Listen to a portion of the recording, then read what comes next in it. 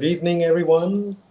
Thank you very much for joining us today for our session of An Evening with Shahrin Ahmad, brought to you by the Astronomical Society of Penang. If you have not done so, please like our Astronomical Society of Penang's Facebook page to be notified of future events and subscribe to us on YouTube as well. Thank you. I'm your host tonight, Dr. Derek Lim, and this evening we are greatly honored to have one of Malaysia's pioneers in amateur astronomy, Mr. Shahrin Ahmad, with us today to share his extensive knowledge and experience in astronomy. Okay, and he also has a website called Falak Online, which I think it's a huge inspiration for the astronomical community in Malaysia. So thank you for joining us today, Shahrin. Most welcome. How are you?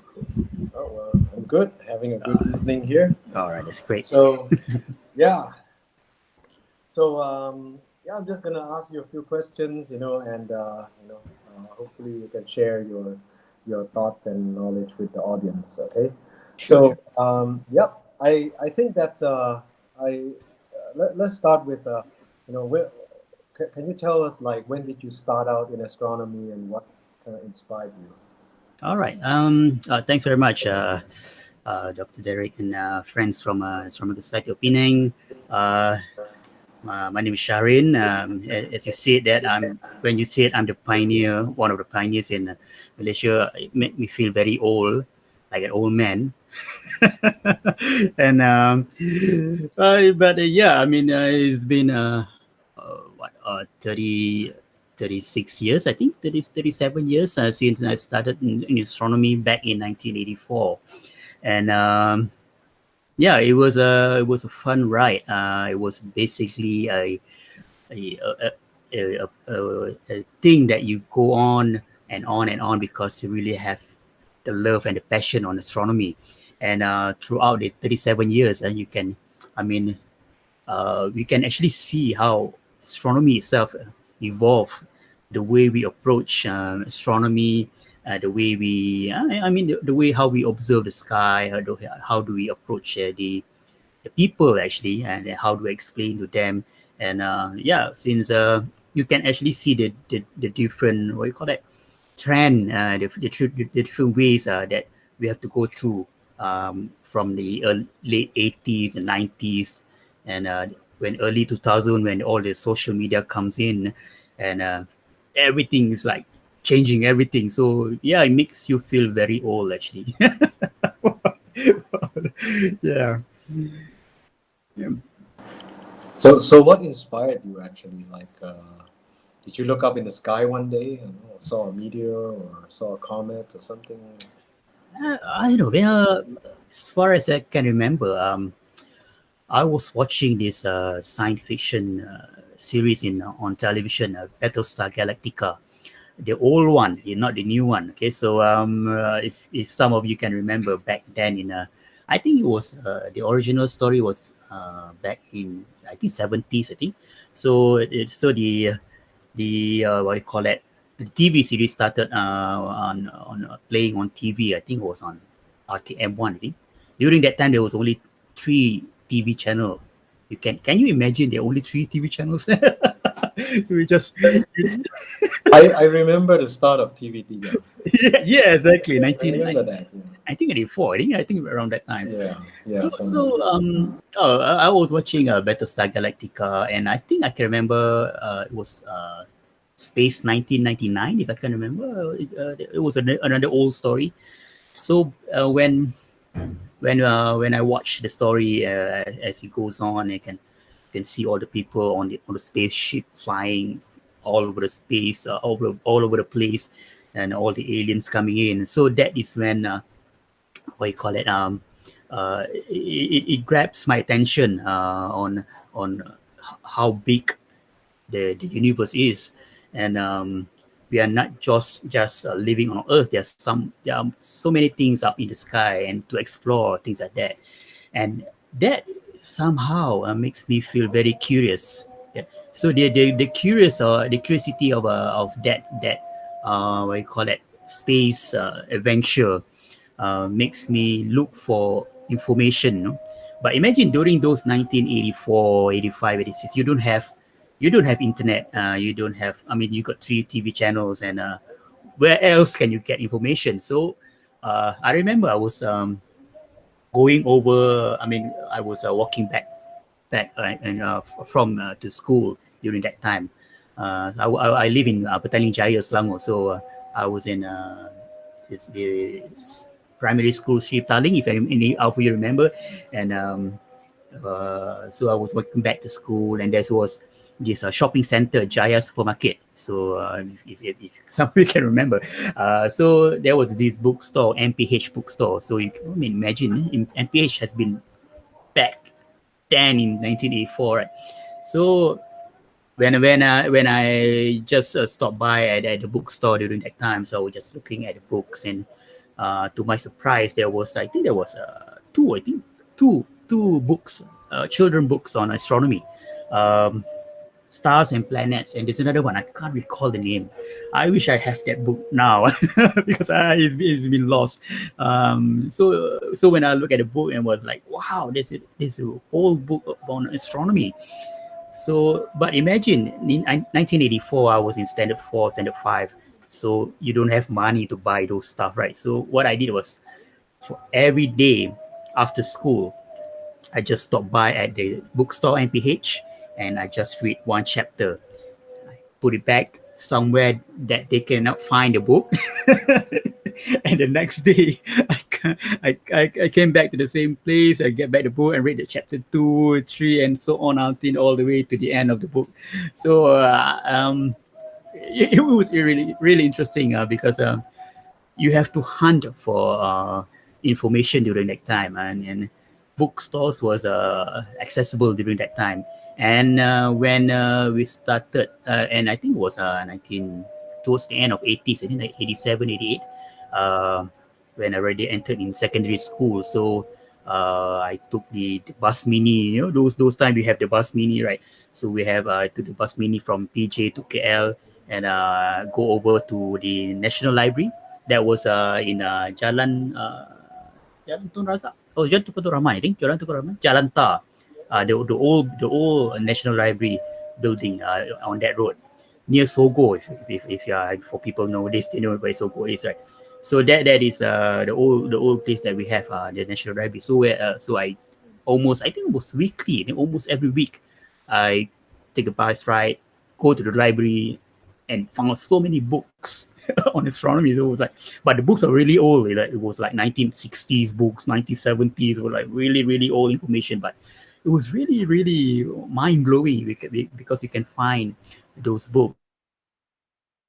So yeah, it was really interesting. And in 1988, I remember there was this international book festival, I think, in PWTC. So I was walking by, I mean, all the shops over there, and suddenly I saw this shop selling telescopes and books. Okay. The shop name is Infinity in Focus. And the guy there was Mr. Louis. I remember Mr. Louis, KK Louis. He was the first person that I met that really has really vast knowledge on astronomy. I was really happy during that time. And imagine knowing that he has a shop full of telescopes and all the big giant mid telescope in Subang Jaya. So after that, when I know exactly where his shop is, almost every week I go to his shop just to have look, just to have all to read all the books and look at the telescope. So it was really mind blowing. And in fact, yeah, Mr. Lee was my first teacher actually, in introducing me on the real astronomy, the practical astronomy. So yeah, it was really fun. Yeah.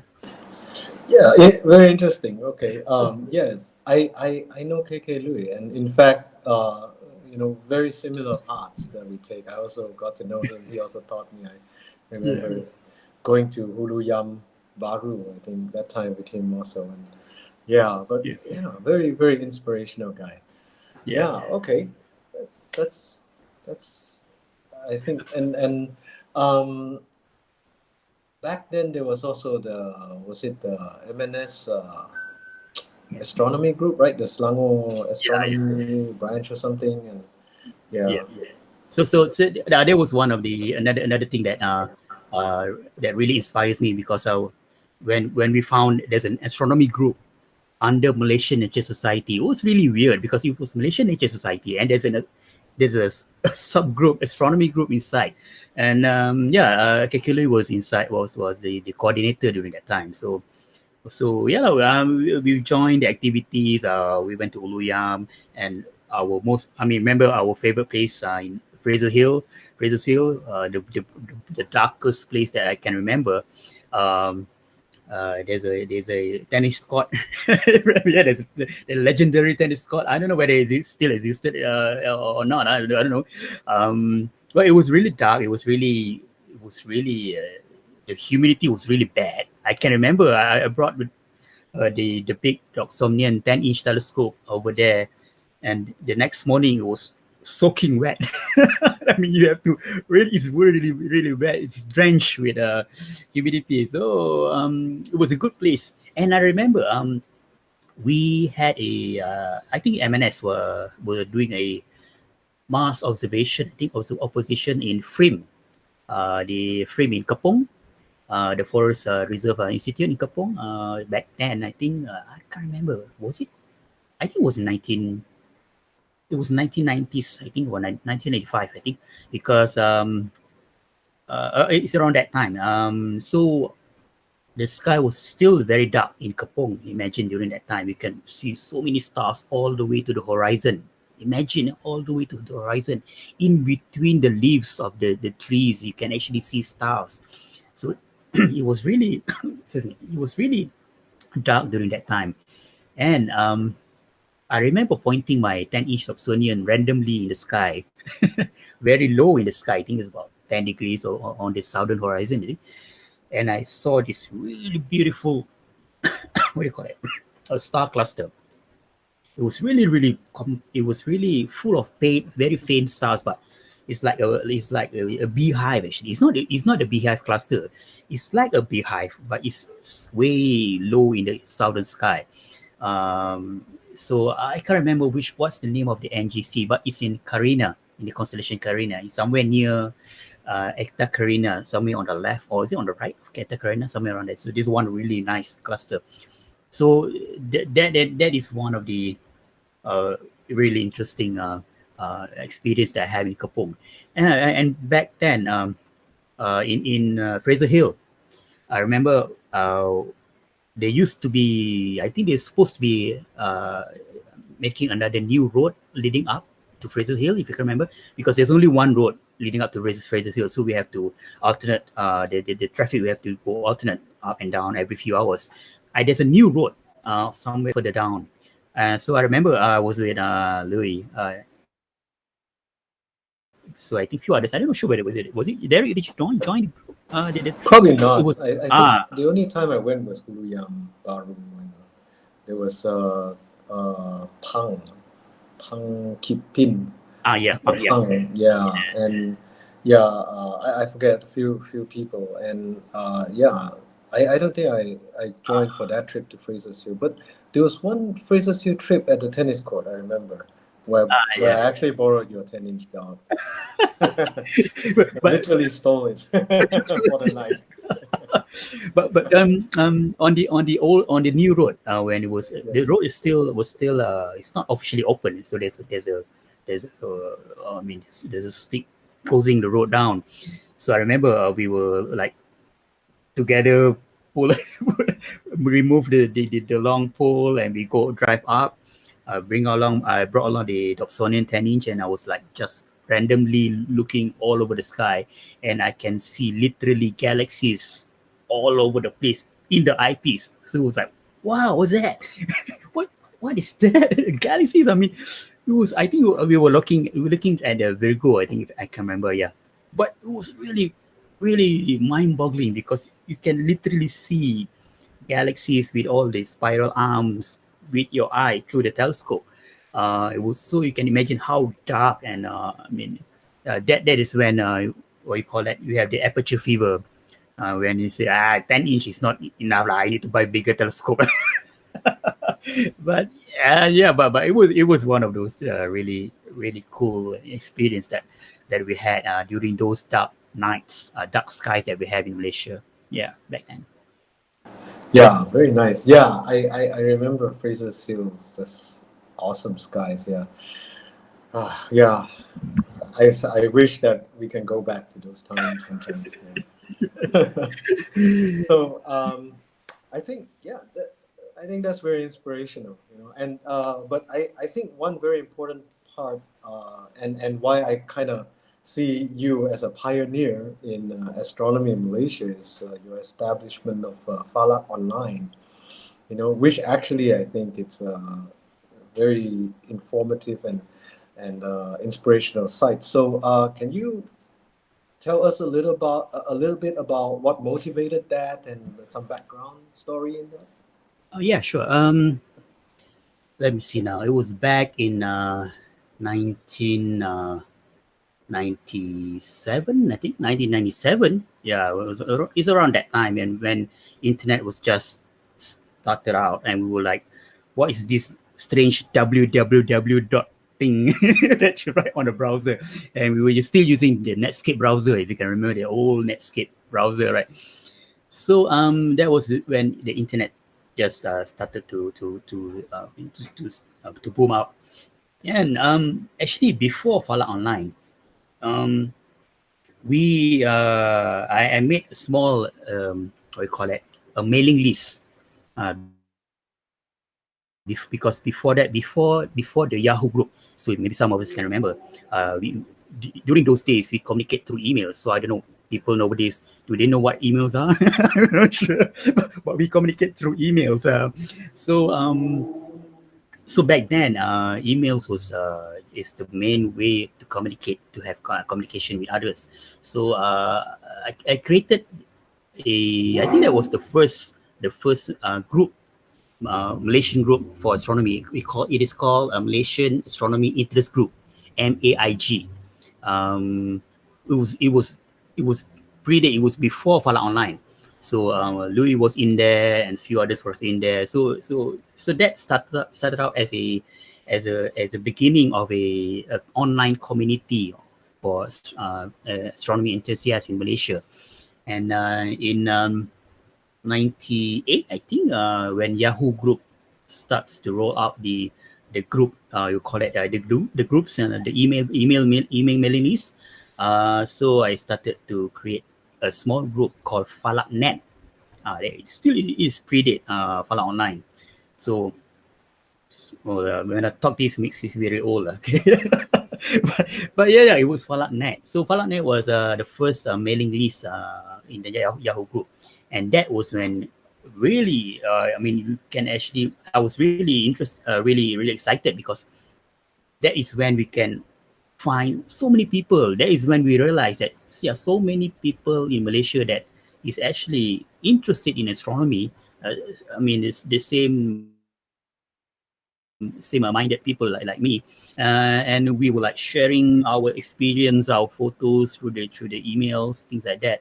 And it was really interesting and really inspiring during that time.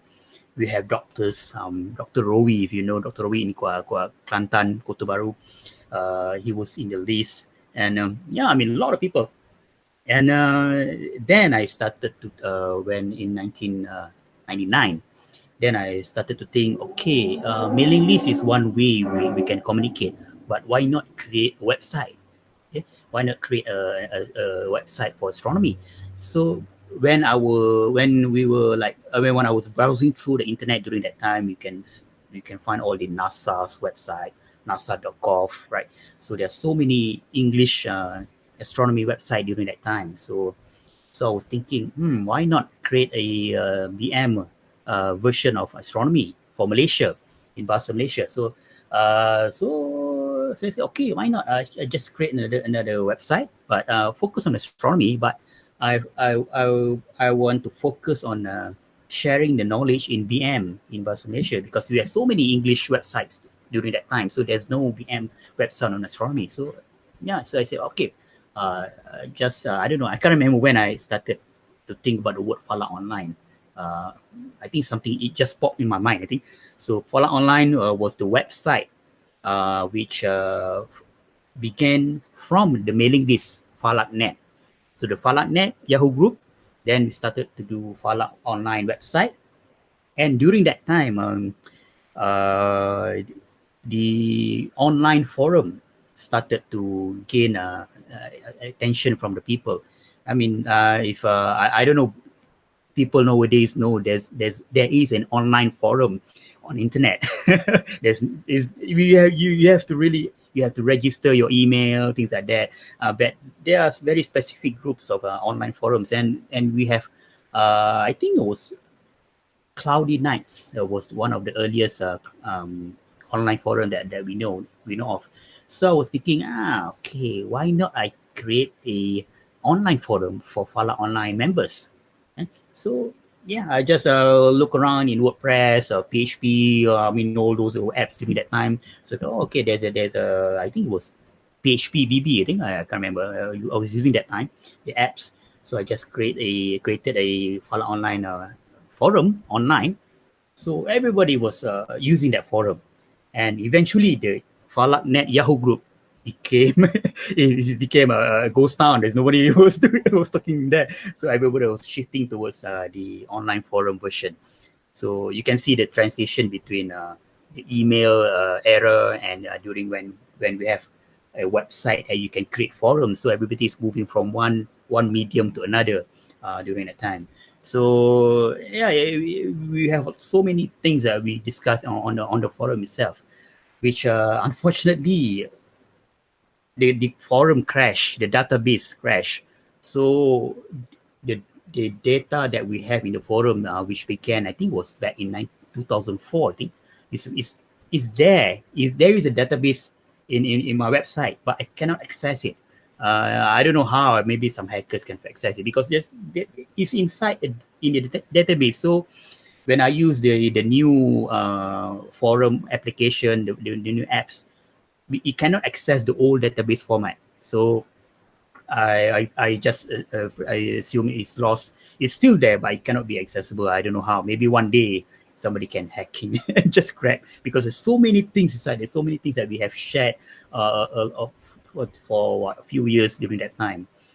And yeah, and in 2008, when I think it was Facebook or was it Twitter? I can't remember which comes first. I can't remember. So when Twitter and Facebook became online, and then all the social media started.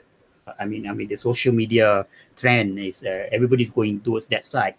So I created a Falak Online page on Facebook, and everybody in the forum move over inside the Falak Online Facebook page. So the forum became the ghost town now. So it's like, but yeah, you can see that it's transition as it goes on. But anyway, those are just medium. Actually, is how we communicate with the astronomy enthusiasts all over in Malaysia and all over the world, actually. But the main thing for Falak Online is actually the main reason that I created that website is to have to actually to let people to actually go out and see the sky, look at the sky, look at the conjunction of the planets and the moon. Look at it. There's meteor shower coming in next week, for example. Just go out and look at the sky, enjoy the night sky. So that is one. That is the main reason until today. Actually, the main reason why I created Falak Online is to encourage people to go out and look. Okay. Nowadays, people just look at photos. Actually, they look at photographs. I mean, yeah, basically me also. I was looking at photographs, things like that. But to experience yourself looking at the night sky with your eye, even though through binoculars or through telescope, but with your naked eye, with your visual eye, that is something very special that you can't get in photographs, because that is something that we really need to promote nowadays, because now it's like, I mean, it's a bit difficult to explain to people. Like, for example, when I show images of the Orion Nebula with all the red color, things like that. When they look through the telescope and they say it was like, that's all lah. Huh? Why so black and white? Can you see anything? Can zoom some more? Especially on planets. That thing is like, yeah, they can zoom lah. So small. Yeah. I mean, yeah lah. I mean, the expectation is different. The expectation nowadays is so high. People imagine that when they look at the photographs, that is exactly what they can see in the telescope. So yeah, it's a bit tough nowadays. But yeah, we still have to promote on actual observation on the night sky. So yeah, the yeah. So it goes on until today. Yeah. That's very very inspiring, I think, because and I think the astronomy community in Malaysia does have to have a thank you to you to promote this, create the medium. So were there any other challenges, like other than this server crashing? Were there any other challenges in like creating this Falak Online? Any learnings that you would like to share? Well, most people sometimes they thought that Falak Online is actually a what do you call it? Is a big group where we can actually organize activities, stargazing, things like that. So, which well, to be accurate, to be accurate, actually, Falak Online is just my personal blog, and it so happens that I created a forum in there, a community, so everybody was going in. So there's a lot of schools, for example, teachers that they were asking me that, can you organize a star party, a stargazing activity in their schools, things like that. So it's a bit difficult for me because because I occasionally I ask people, I mean, on the forums, like, okay, can anybody can just help me out to organize to bring our telescope to the school and things like that. But it's not a, what do you call it? It's not like the Penang Astronomical Society. You have a society, you have the president, and you have those people underneath that you can actually create activity on in a proper way. So those are the challenge for me. And I said most of the time I said I can join the activity. I can hang around with you guys for the activity, but I cannot organize the event. Um, so that is when I started to join venture with, for the like clubs. Like like for example the Penang Astronomical Society, when you have the stargazing in the USM Padang Kawat. Remember those days, 2005, 2006, I think. So that is when I can see that um, there's an advantage to have a club that you can organize activities. Okay, and that is the strong we call it the strong part of having a society, because you can actually organize stuff. Right? I can't do that, but I can help joining in the activities, and I can help just hang around and just share my knowledge uh, during the activities. So that is when in I think it was 2006, I think beginning 2006, 2007, when I began to talk to give some talks on seminars. I think there was a conference, I think, in a national planetarium. What was the name of the conference? Telescope something, I can't remember. There was a conference back in 2004. So that was the first time I presented a paper in the conference, during the conference in Planetarium Negara. Datuk Mazlan was still there during that time. So that is when I started to meet with the Mufti departments officers, the astronomical unit, the astronomy unit of the Mufti departments. So that is when they said, oh, okay, they have the capacity to organize activities in schools here and there, but they don't know how to explain astronomy on the modern terms, like all the galaxies, stuff like that, right? So they said they said, okay, why not I just join them for the activities? they just focus on organizing the activities. So I just go inside and be part of the just giving talks, workshops for the schools. Right? So I say, okay, good. So it's a good collaboration between myself and the government agencies, the state government agencies, for example, that we can actually, it's a win-win situation actually, because I cannot organize a big activity, but they can organize activities. But I can give talk because I love talking. As you know, I've been talking for the past half an hour, right? So I love talking. I love giving talks. I mean, for some of you may have followed my Facebook. I've been doing talks. I mean, almost every week. I'm doing live stargazing from my house, so I can contribute in that part. So we just join forces, and I mean, it's a win-win situation for us and for the public as well, because everybody gets everything. So it's a way that we usually have to do nowadays, because not everybody can organize big events, but probably some of them, individual people, probably they have some really good skills. For example, they can really teach people something very rare. So we have said that collaboration is good. um, so yeah, it's been going on until today. So I'm very happy actually. Though if you can remember back in those year, the year that called 2020, if you can remember, where the year that never exists. During that time, there's no activity in schools. I mean, the whole country just goes into standstill during that moment. So that was really tough actually, because we can't meet people. They cannot have activities like we used to have before that.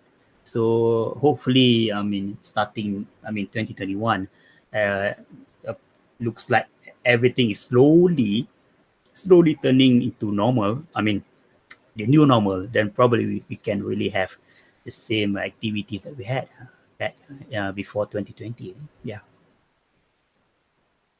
Okay, very, very cool. Yeah. Yeah. So I think that the natural follow-up question would be, what's next for Falak Online? Like, are you gonna open a TikTok account or what? Oh boy. Yeah, that's a tough question. I mean, imagine. I got an Instagram account actually. It was because most of us probably know my call sign is Shahgazer. So you just search Facebook/Shahgazer, YouTube/Shahgazer. You can find my page, and I mean my Facebook page, things like that. I used to have an Instagram account, Instagram.com/Shahgazer, but somehow I don't know, some Russian hacker hacked the account, so I cannot log in. So I tried to have, I don't know, I emailed to Instagram just to have them to reset my password. There's no response. So I have to make a new account, Shahgazer Returns, which is sounds very is it I think there was during when Superman returns, I think during that time. So I was like, oh, Shahgazer Returns sounds nice. But yeah, but I'm a bit slow in Instagram. I'm really slow. I don't have a TikTok account. I do have Twitter actually. Um, but what's next for Alfala Online? I would probably say I would focusing more on videos.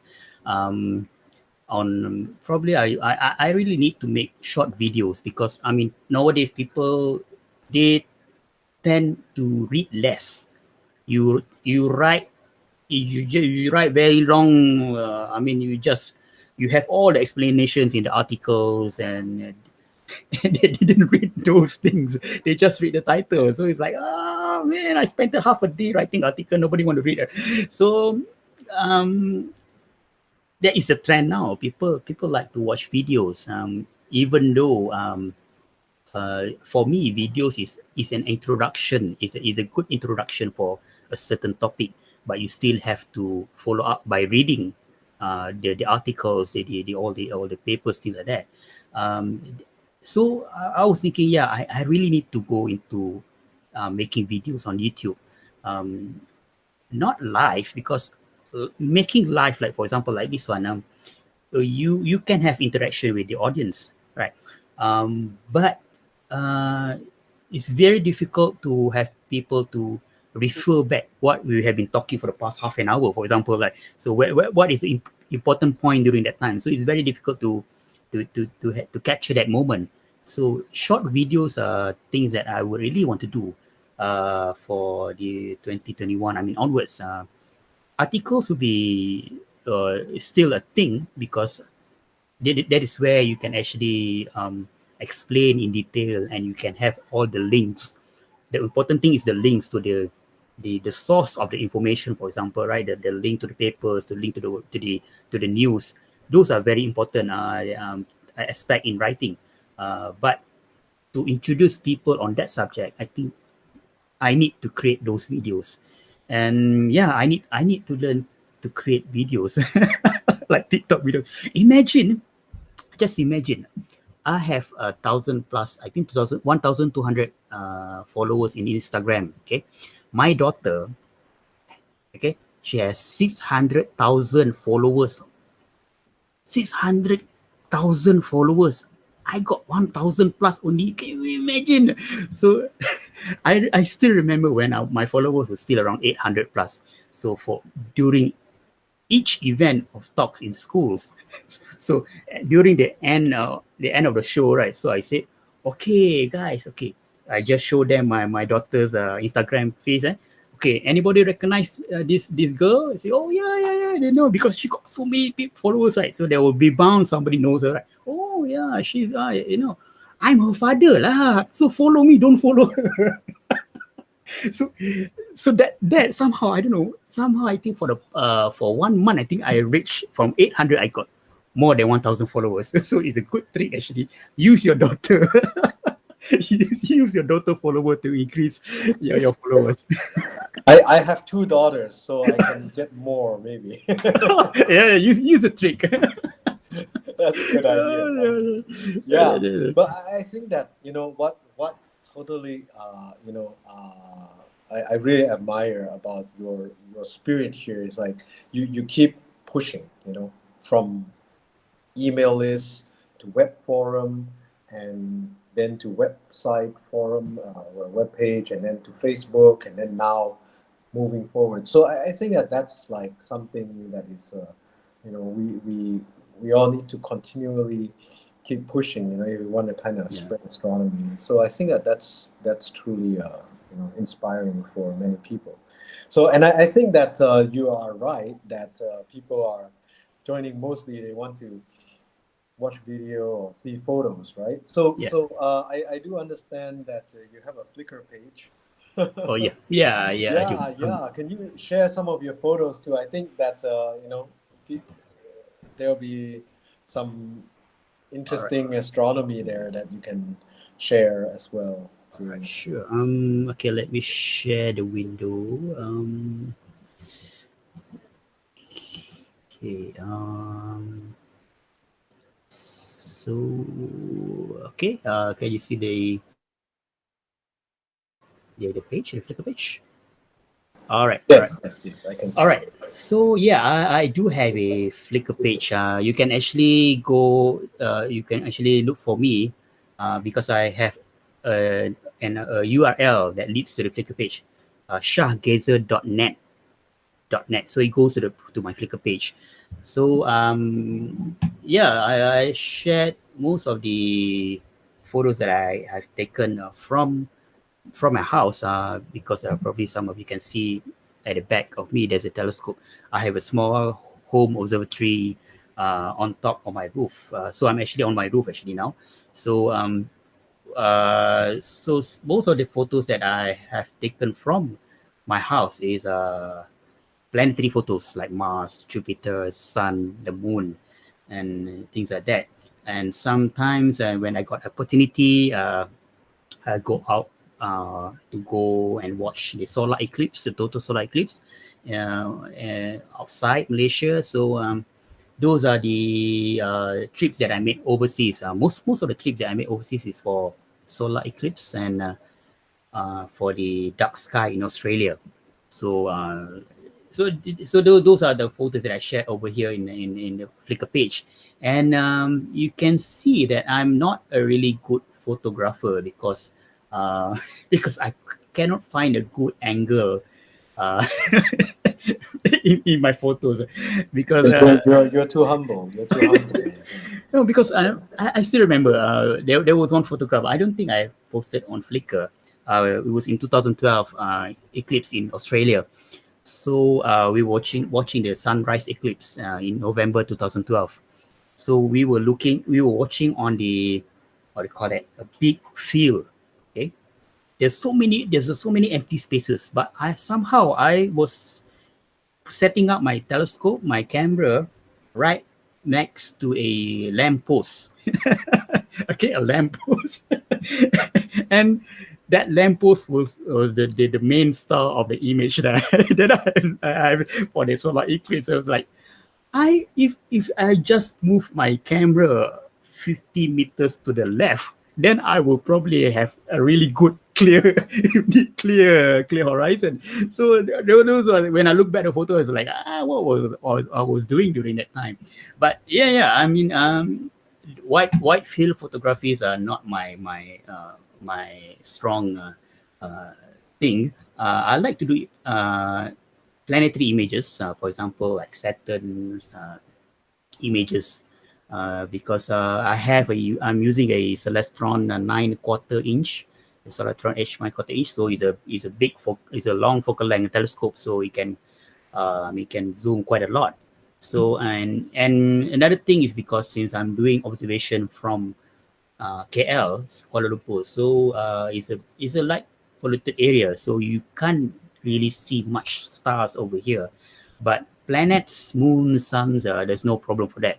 So most of the images you can see now is from my area is planetary images. And one of the most interesting images that I've personally collected was during the Venus apparition, when Venus was moving around the sun. And there are times when the Venus was actually in between Earth and the sun. And when it was exactly in between, so it became the transit of Venus, which was the last time it happened was 2012, I think. 2012, yeah, it was 2012. So that was the last time that Venus crossed in front of the sun. But other than that, Venus will move very close near to the sun during inferior conjunction. And this was the collection that I've taken last year between March and June 2020, during the during the PKP period, MCO period. So during that observation, I noticed some very interesting happenings on Venus itself. If you can look, you can see at the photo over here. Um, you can see the crescent shape of Venus that almost goes all the way around to the back because of the reflection of the sunlight on Venus atmosphere. But if you look at the northern part and the southern part, you can see that the lighting of the clouds is somehow, I don't know, you somehow bit blackened a bit. It's like something blocking the lights. So at the beginning, I was thinking like, I probably screw up the post processing of the image, Venus images. So I stack the wrong images or things like that. But when I share this image on Twitter, so there's a few people overseas, and when they look at my photos and they say, hey, they also uh, have the same photo of Venus at the same day at the same time, and they also saw the same thing, which is there are some irregularities of the clouds on the southern and the northern part of Venus. So this is actually something going on Venus itself. So it was really interesting because it's not an eye-pleasing photo. If you can look, it's just a black and white photo with some orange arrow that I put on top and below. But for me, I like this kind of photos because it tells you a lot. It gives you a lot of I mean, things to think about, things to ponder. Because sometimes when you take colorful photographs, the what do you call that? the some of the most important things will not appear in color photographs. It will be more apparent when the photograph is black and white. Things like so these are the things that I like to do during the observation from my house. The Venus photos, and I've been following um, the movement of Venus day in day out. And I remember, I think I was this was the closest, I think, um, 0.1 degrees illumination. The Venus was only 2 degrees, 2.5 degrees to the sun, so it's really close. So this photo really proves that actually you can do images during daytime. That is one thing that I really like to share, because in KL, for example, around 9 o'clock, 10 o'clock, 11 o'clock in the morning, so the sky is really nice, really clear. There's no clouds, really blue sky. So you can actually do a lot of things during daytime. You can actually not only you can only see planets, you can actually see stars during daytime. So I was experimenting on observing the planets and stars. I think it was 2-3 years back. So I managed to grab Jupiter and Saturn. I think around 12 in the afternoon. I think Venus was easy. Mercury was easy, but Jupiter was very difficult. Jupiter and Saturn was very difficult. And Mars as well. So those are things that I like to experiment during my imaging session. And this is another photograph that I would like to share. Is a supernova, that was back in what was this? 13 May. Oh, okay, it was a year ago. There was a supernova in M61. So there was this small dot over here. So if you show to layman, it's like they were like, okay, which one is a supernova? See that small dot over there? then the follow up question will be like that only. Cannot zoom some more. But even though it's a small dot, that is when the trick is. This is when you really have to explain to them to really grab their attention, telling them that even though it's a small dot, it's actually a star exploding, and the brightness is actually far brighter than the whole brightness of the galaxy itself. And that thing has been happening millions of years ago, not today, not tonight. So when you explain to them in that way, in that perspective, that somehow it will grab their attention actually. So it was really interesting. I remember that I would like to share. There's one event back in 2014. Um, we were doing a virtual star party because I joined the universetoday.com. If you know the website, universetoday.com, the owner, the Fraser Kane from Canada, he was doing the virtual star party where we can stream all our images online. So we were doing a star party. I think it was for them it was Sunday night. So for us in Malaysia it was Monday morning. So I was showing them Venus and they were showing the galaxies or things like that. So I remember when we were talking about a galaxy. I can't remember which galaxy was that. And this guy, what was his name? I can't remember. A US amateur astronomer. He was telling that, okay, this galaxy is a young galaxy. So there's no way a star will explode in that galaxy. Okay, so we was talking there. So we were like explaining, yeah, you need to have a really old galaxy to have a supernova, things like that. And nobody noticed there was one dot on that the galaxy was actually a supernova. So there was like 7 of us online, and no one of us noticed that was a supernova exploding on that galaxy. So 2-3 days after that, there's a group of astronomy club in UK. I think it was in London. I think so. The teachers and the school the school children, they were observing the same galaxy, and they noticed that thing was actually a supernova, and they reported it to the astronomers, and they got the name. So they were like, oh, okay, the group of school children in London spotted a supernova. So we was like, oh no, we were looking straight at the supernova 2 days before that. So we were basically the laughing stock of the internet for the past for the next 1 or 2 weeks. So everybody was like, "Oh, these guys, they never noticed a supernova was exploding and things like that." So it was really interesting experience during that time for live streaming.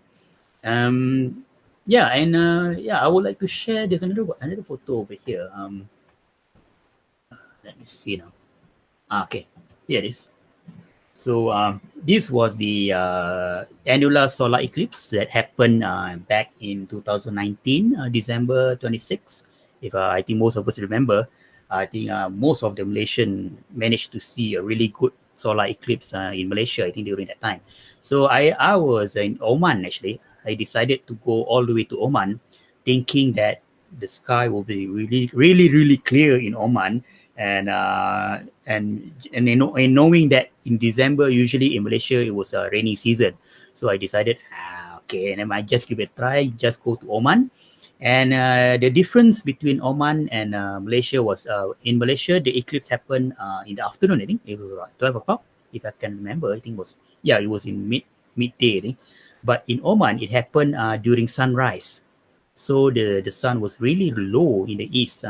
So when it was rising, I was imagining that it was like, okay, if I can actually see the annular eclipse rising on the sea, then I can have the sand of Oman and the sea, and probably I can get a camel standing in front of the of the seaside. I can like, take the photograph like that. So we were, me and another friend Halda, was actually two of us was there.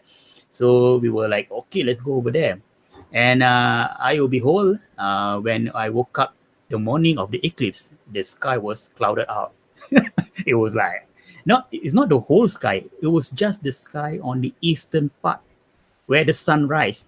so, so you can imagine we were really surprised because the night before the sky was really clear. You can see stars all the way to the horizon, but the wind was really strong.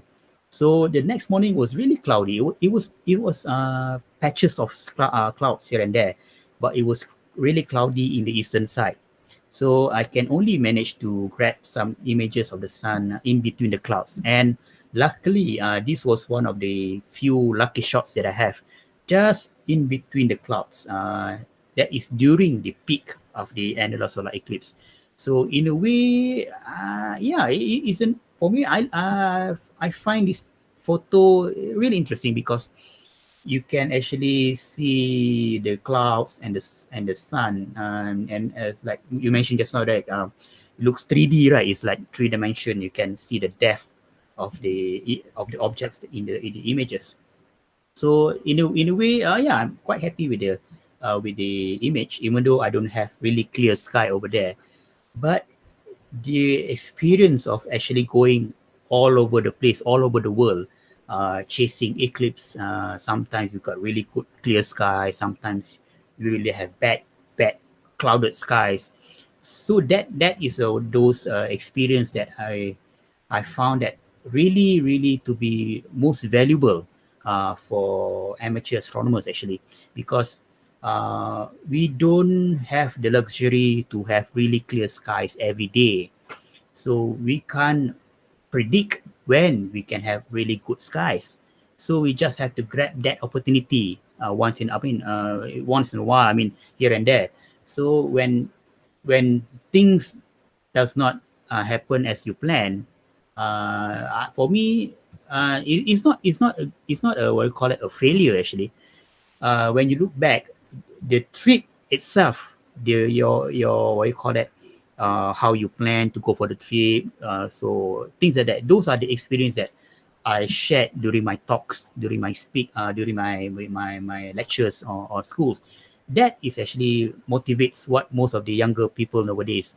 The plan, the trip, the adventure of that. The end result, it can be either good or it can be either bad. So it's just part of the whole adventure. Right? So these are few of the things that I really find it really interesting, especially for overseas trips. And Yeah. yeah, Before oh, we yeah. move on to the next image, I think that Okay. there's a question regarding your supernova image problem. But it's kind of a general question. It's like Okay. what by Shamsul Rahman. Okay, what can be the longest time back that we can see an event? Can we actually see when everything happened? So I'm not really sure what the question actually means, Uh, but I'm hmm. guessing that he's probably talking about how that supernova comes in. You know, like how long Um, ago did it happen? Like how many million light years away? How many light years away was what M61? And you know, can we see further back into the past and things like that for yeah. further objects? So that goes into a cosmological question. Yeah, yeah. But probably because for things in the sky actually, as long as they emit light, we can see the light. So we can see them even though they are so far away, like what 13 billion light years, 12 billion light years away. So if you have a bigger telescope that you can grab more light, you can see further back in the universe, further back in time. So yeah, it depends on the technology of the telescope, on the capability of the telescope itself, or of the camera itself, to see how far back you can see. And I don't know, I'm not too sure whether what is the furthest supernova that we have spotted from Earth. I can't recall anything yet. So Yeah, I think it keeps updating. You know, there's the yeah. records, and then you know. So, but I think that you're also referring to this like the light, which is almost you know radio waves too, and you can look back to the Big Bang. I don't know how it's, Uh, we can see the remnants of the Big Bang in that 2.7 Kelvin. oh yeah, the Yeah, cosmic the cosmic background radiation. radiation. Yeah. Yeah, yeah. So yeah, I don't know. I think it's not really a straightforward question in terms of the limit and stuff. Yeah. So, but I think it's a very meaningful question because it kind of starts get us thinking like, oh, how big our universe is. You know, like Yeah, what's yeah. I mean, yeah, but like for example, like I'm showing now the photograph over here. You can see the sky. This one is in Australia, in Coonabarabran, in Australia, near Siding Spring Observatory. So the sky was really dark. You can actually see two small galaxies, the large Magellanic Cloud and the small Magellanic Cloud. And this is like when you look at these kind of photographs, and when you look at this kind of what you call that, with your naked eye, you can really feel how small we are in the universe, how what you call it, insignificant we are in the universe. So it was like it was really mind-boggling and very humbling when you go out and look to the sky with your naked eye. Then you can actually see how small we are, how insignificant we are. So yeah, yeah, it's good. yes, that's a nice photo actually. I kind of like it how you kind of composed everything. Yeah, it was really dark and it was like really scary because there's so many kangaroos behind me.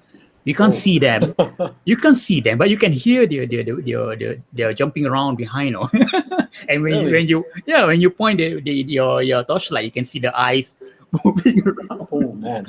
There's a lot of kangaroos in the air, but it was really Okay. nice. Cool. There's another question here. Okay, Okay, by Kevin and Agnes Quay. The question starts with a thank you, Encik Shahrin, for your okay. inspiring work in astronomy communications, especially in BM, which means you're reaching the people with the largest language group in Malaysia. And they have Kevin and Agnes has two questions. Okay, All right. first question is, in your opinion, are there currently enough popular science and education materials in astronomy available in Bahasa Melayu, either online or in physical format? All right. Well, as far as I know, um, we don't have really so many, no, not many books that we have in Bahasa Melayu for astronomy. I think there are just a few of them, but most of the books that I see was like really technical books, where there are some calculations inside, and there are not many books that talks in a way that just to grab the attention of the people. So probably that is one place that we can actually explore to create books for light reading, but actually can grab attention from the people. There's one area. And for the BM materials in nowadays, I see a lot of things that have been shared in social media, in Facebook, in BM, okay, but not many website in BM regarding astronomy. There's I don't know, I think just a handful, probably less than 10, I think, if I can recall, actually focusing on astronomy itself. So it is still, I don't know, I'm not sure why website is not getting that attention, because probably we can, I don't know, because we can actually write much faster in Facebook in the status, rather than you have to open WordPress, you have to format here and there. Probably that is one way. But I think we need to have more website, because if you notice, right, when people share things on Facebook, sometimes they share link to website. So eventually, people will have to go back to website to have that further readings and further information about things that we has been discussing. So yeah, there's still room of areas that we really need to explore. I really would like to encourage people to write blogs, website on astronomy in BM a lot, rather than you write on Facebook. Because if you notice on Facebook, for example, those information will get lost eventually when you just add on status here and there. Things will like you will just get lost in the internet. You cannot search things in Facebook. I mean, you try searching for something about astronomy. I mean, what we have discussed in Facebook, you cannot find. I mean, it's havoc in there. It's like chaos in there. But to have a website is very structured. It's very easy to read, easy to find. You can Google the information. So those are the things that I really say we really need to look into more on BM, on website on BM. Probably more books, layman books on astronomy in BM. So yeah. Thank you. Yeah. So, and then the next question is, who is usually responsible for translating astronomical terms, including new ones that pop up when there's a new discovery, to Bahasa Melayu? Does the Dewan Bahasa dan Pustaka get involved, or is it generally done by science communicators like yourself? For the formal terms, it will come from Dewan Bahasa, DBP. So usually they have a committee of lecturers. For example, there's one lecturer in retired lecturer in UM, Professor. Okay, let me pop the name. Okay, there's one renowned astronomer in Malaysia. And there are a few others lecturers and from universities. So they have this committee of where they made up, I think every year, or I think every 2 years, I can't remember, where they discuss updates on terms and things like for we have a new findings. How do we say that in BM, for example? So they have this committee to certify the terms. Okay. As and when the terms to be officially included inside DBP's kamus or things like that. I'm really not sure about that, but they do have the committee for that. For as far as for astronomy communicators like me, I make up my own terms because yeah, I mean, when you look through, you cannot find the terms officially in DBP. So it's like, okay, I make up my own terms. For the time being, I just make up my own terms just to grab their attention. Then if eventually they come up with the proper official terms, then just use that official terms. Yeah, that is one way that I need to do. Yeah. I think, yeah, okay. Very interesting, actually. Interesting question and interesting. Yeah, yeah. Never exactly thought too much about it, but yeah. Yeah, So, but yeah, it's interesting because usually we have these kind of questions during my talks in school, for example. Sometimes I show the slides For example, I mean, some phenomena, some names of the objects on the PowerPoint slides. So some of the teachers will ask me, what is the term in BM? So I was like, you want the official term or you want my terms? So, but yeah, it's an ongoing process. It's an ongoing process. Yeah. Yeah. So I mean, this actually inspired a question. Um, any thoughts about making a movie about space in Malaysia? Okay. Oh, that would be interesting. Yeah, I mean, now people like to watch movies, right? YouTube, TikToks, I mean, like all these things, and maybe a Yeah. movie, a space movie. Hmm. That will be interesting because we don't have a proper space movie in Malaysia. But knowing the trend of the the movies in Malaysia, I'm not really too sure how the audience will accept that. But I think it's a good way. Actually, we can promote science by making movies, right? Yeah, just by making it relatable with the day-to-day activities, things like that. So probably we can make some short movies on YouTube, some small episodes here and there. Uh, Yeah, stargazing. lost in space. Yeah,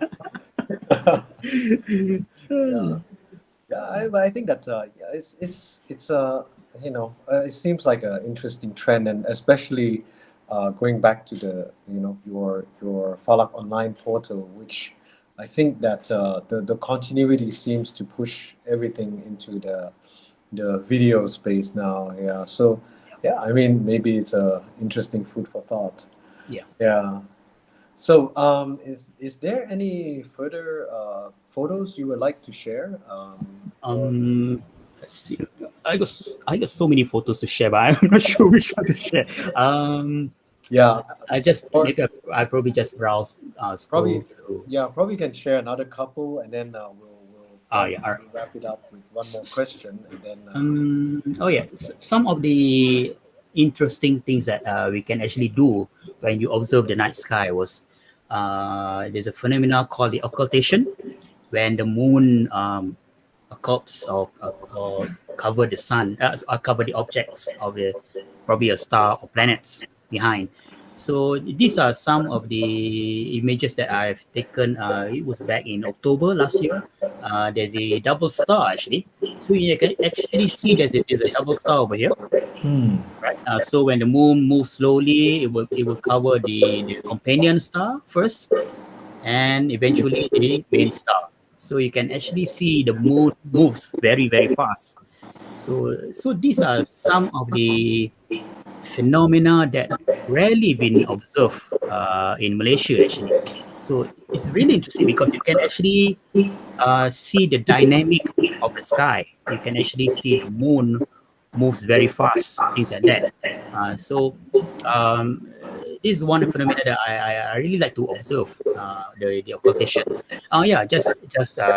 Probably some of you know, next month we have the occultation of Mars. Mars will be occulted by the moon. Was it next month? Yeah, it was next month, April, I think. Yeah. So it will be an interesting event. And talking about Mars, this was one of the best photos that I've taken on Mars, where you can actually see the big, what we call it, volcano, Mount Olympus, the big mountain on Mars, 3 times the size of Mount Everest, I think, if I'm not mistaken. So you can actually, when I observed this, I think the sky was really steady, I think. So we can actually see the shape of the mountain itself. So it's really good, really clear.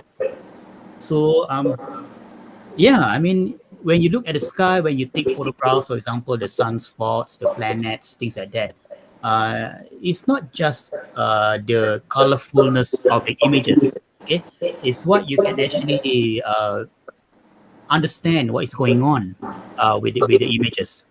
the occultation, the solar eclipse, the comets, for example, right? You can actually see the comets over here. Some people ask why I'm doing a negative image for the comet. So I said, yeah, I mean, for human eyes, when you invert the image, you can actually see more compared to the natural image, black and white. So that's why I'm showing them. You can actually see the tail much easier with the inverted image. So these are the things that when you take photographs, you experiment with the photographs. You try to change your method, see what you can get. If whether probably you can get something else, something that you probably haven't noticed before. Then you say, oh, I should have done this before. Things like that. So it's a continuous thing that you can. It's a continuous learning experience actually. Observing the sky, imaging the sky, and images like this. For example, Pluto. For example, when Pluto was passing by Jupiter. So this was Jupiter over here. Pluto was inside this small red box over here. So when you zoom in, when you inverted the image, that is over here, the small circle over there. So that's Pluto. So people were like, yeah, I mean, before these people are asking, oh, we cannot see Pluto from KL or things like that. Yeah, I mean, you cannot see Pluto through the telescope, but if you use a camera, you use a correct method to do stacking, things like that, you can actually find Pluto from KL sky. Imagine that. So, Wow. so really, really interesting. All those small things in the sky over here and there. Very nice. Very nice. Yeah, I think there are two things I got from this. One is that learn from your image. Number two is I need to get a telescope.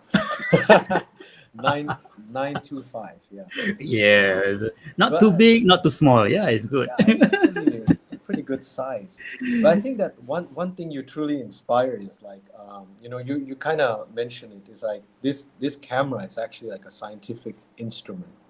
Actually, it's recording scientific data. So despite the image being very pretty and all with all the composition and all stuff, you're still gathering data from Yeah. the sky, right? From space, all these things. There's this scientific meaning to them, which is actually very fascinating insight.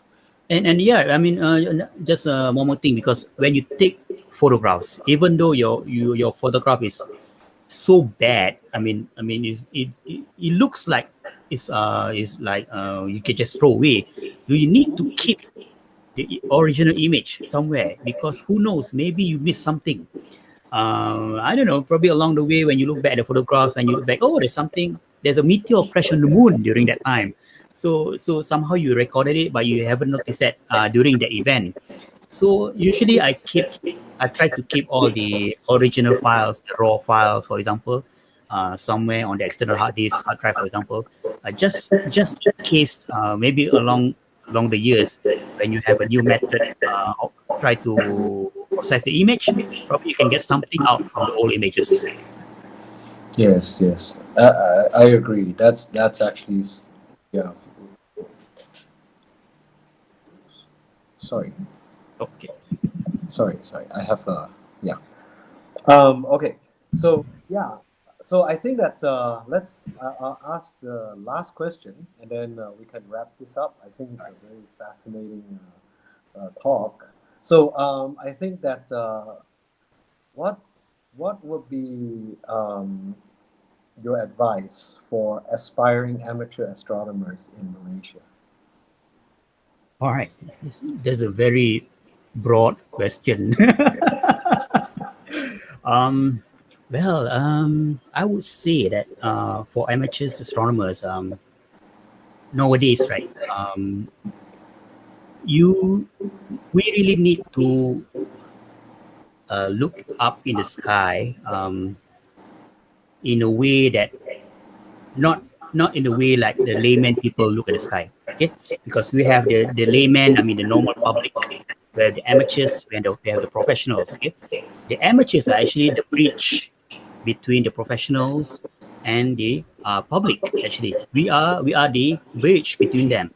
So we are the agent to help people, normal people, understand the science of astronomy.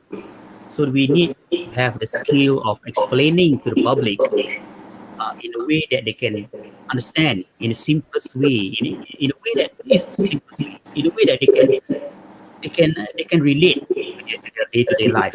So that is what I see that for amateurs, even though we enjoy doing this by ourselves, for example, we can take photograph, we share, but we are actually showing the public the beauty of the night sky. So we really need to what you call that. Uh, we really need to tell them the story behind the photos that we've taken. The story behind the photos. We can take beautiful photograph of the Milky Way, for example, but if you can't tell a story about that Milky Way, that part of the sky, it's just a photograph. It's just it's just a picture. So you need to have a story for that particular picture.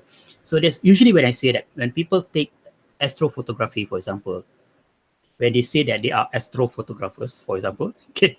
So I I usually ask them, okay, what is actually you are taking the photos, okay? What images is that? What are the objects are there in the photos that you can actually tell me that that somehow makes you want to take that area of the sky, for example, okay? So that is a story behind that that will inspire public to really look up in the night sky. So amateurs, we can enjoy the night sky, but we have the responsibility to have people, to the public, to look up in the night sky. That's why we really need to take care of our night sky. The dark sky, for example, right? We really need to take care. The lights need to be controlled, things like that, because uh, we don't want maybe 10 years along the road when our younger generations, when they look up into the sky, they say, what's the point of pointing the telescope in the sky when you can only see the moon, for example, right? So they don't know there are more things up there in the sky. So we don't want to be in that situation, right? So yeah. Enjoy the night sky, but enjoy your passion with the public. Thank you. I think that that's a very inspiring and very, very good conclusion to tonight's talk. So once again, I think on behalf of all the viewers and the Astronomical Society of Penang, thank you, Shahrin, for sharing your experiences and knowledge with all of us. Okay. And for all the audience, thank you for joining us. We look forward to seeing you again in our next event. I believe in 1 week's time we have something APOD stuff, and every month we have a Astro Chat as well with the astronomical community in Malaysia. Yeah. Okay, thank you, and I think that this will conclude our talk today.